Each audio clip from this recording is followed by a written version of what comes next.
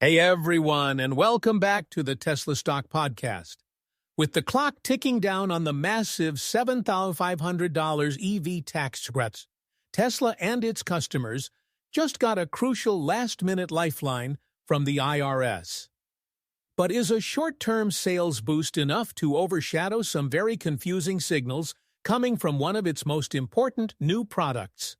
With the stock rallying to around the $340 mark, we need to break down the good, the bad, and the perplexing. Let's start with the big news that affects every potential EV buyer in the U.S. The $7,500 federal tax credit is still set to expire after September 30th. Originally, the rule was that a buyer had to take possession of their new vehicle by that date to qualify. This created a logistical nightmare, as you'd have to order weeks in advance to ensure your car could be built and shipped to you in time. But in new guidance released late last week, the IRS has changed the definition of acquired. Now, all you need is a written binding contract by September 30th, even if you take delivery of the car later. This is a small but significant win for Tesla and other U.S. automakers. It effectively extends the real sales window by at least a couple of weeks, allowing them to lock in more high-margin U.S. sales before the credit disappears. After that September 30th deadline, most analysts expect U.S. EV demand to fall off a cliff, so every sale that can be pulled forward into the third quarter is a major bonus for the company's financials. While the stock did jump over 6% on Friday, that was likely tied more to the broader market rally, as this IRS news wasn't widely reported. Still, it's an undeniable positive for the company's immediate future. Now, while the government is providing one incentive to buy a Tesla, the company is getting much more aggressive with its own internal incentives, specifically when it comes to full self-driving.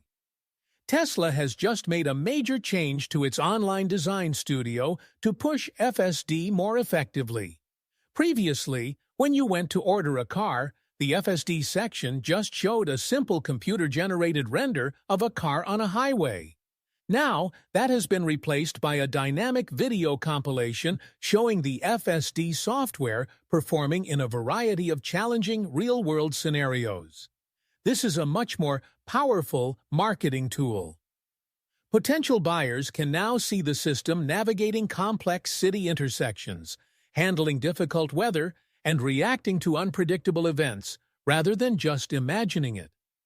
Tesla is clearly trying to drive home the value proposition of its software, which is statistically much safer than a human driver, according to the company's own data.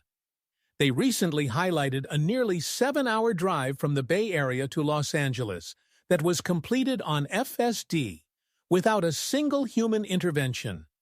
With automotive margins under pressure, increasing the take rate of the high-margin FSD software, which costs $8,000 upfront or $99 a month, is one of the most important levers Tesla can pull to boost profitability. This is a direct and much more compelling attempt to do just that.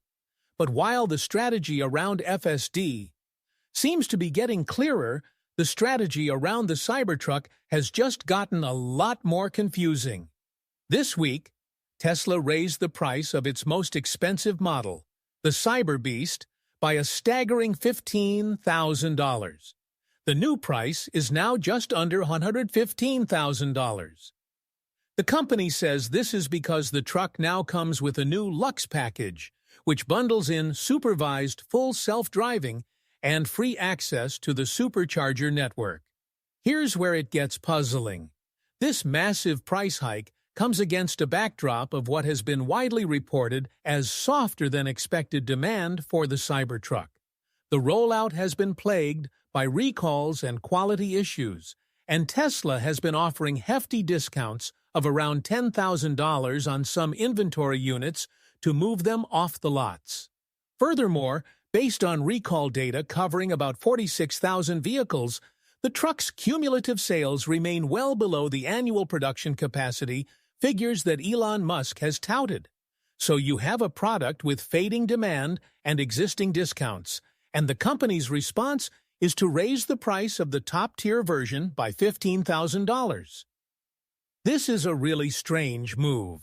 Are they trying to increase the perceived value and maximize the margin on a niche, high-end version of the truck, even if it means selling fewer of them? Or is this a way to force bundle high-margin software into the sale to juice the revenue per vehicle? Either way, it's a strategy that seems completely at odds with the current demand picture for the Cybertruck. So, to sum it all up, we have a welcome extension on the EV tax credit deadline, which should provide a nice, tangible boost to Tesla's third-quarter sales.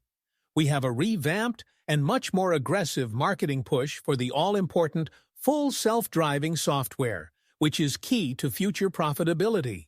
And we have a very confusing new pricing strategy for the Cybertruck that seems to contradict everything we know about the current demand environment for that vehicle. This brings me to my question for you. What do you make of the Cybertruck strategy?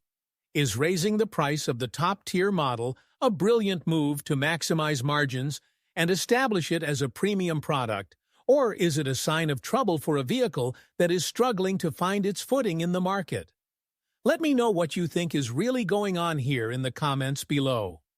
As always, if you found this breakdown valuable, please hit that like button, subscribe to the Tesla Stock Podcast, and be sure to turn on notifications so you never miss an update.